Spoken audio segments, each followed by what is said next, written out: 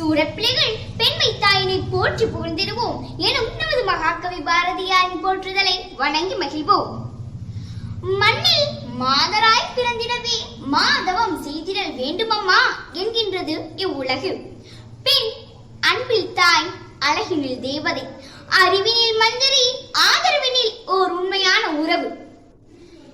நான் முழுவதும் சக்கரம் போல் ஓயாமல் சுழன்று கொண்டு வீட்டிலும் வெளியிலும் வேலையை செய்து கடமையாற்றிக் கொண்டிருக்கும் பெண்கள் அனைவருமே போற்றப்பட வேண்டிய நடமாடும் தெய்வங்கள் தான்.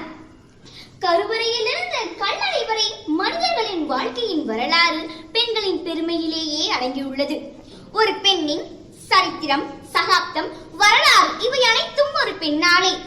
காடாக இருக்கட்டும், காடு சார்ந்த மலையாக இருக்கட்டும், மலையில் இருந்து ஊற்றும் அருவியாக இருக்கட்டும், அருவியில் இருந்து ஓடும் மாறாக இருக்கட்டும், அனைத்திற்கும் பெண்களின் பெயரை வைத்துள்ளது.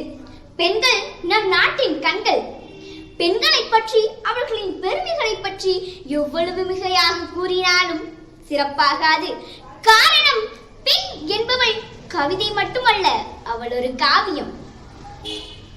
அன்பு, பண்பு, பரிவு, பாசம் என்னும் குணங்களாய் வாழ்வினில் உறவான தங்கையாய், தாரமாய், தோழியாய், தாயாய் இருந்து கொண்டு சாதனைகள் பல படைத்து உன்னத சக்தியாய் விளங்கும் பெண்கள் அனைவரும் போற்றப்பட வேண்டியவர்கள்தான். ஒரு ஆண் பிறக்கும் போது தொப்புள் கொடி அறுப்பில் தொடங்கி தாய், அதே ஆண் இறக்கும் போது தாலி கொடி அறுத்து முடியும் வரை தாரம். அனைவரும் பெண்கள் தான். ஒரு நாள் பணி செய்தாலை சொல்லி காட்டும் இவ்வுலகினில் ஒவ்வொரு முறை செய்யும் போதும் ஒரு முறை கூட சொல்லி காட்டாதவள் தான் வாழும் கடவுள் தாய். தனது ஆசைப்பட்டது கிடைக்காத போதும், அழுவதற்கு கூட நேரம் கிடைக்காத போதும் தன் குடும்பத்திற்காக அயராமல் உழைப்பவள் பெண்தான். அப்பேற்பட்ட பெண்மையின் சிறப்பிதனை எவ்வளவு போற்றினாலும் மிகையாகாது.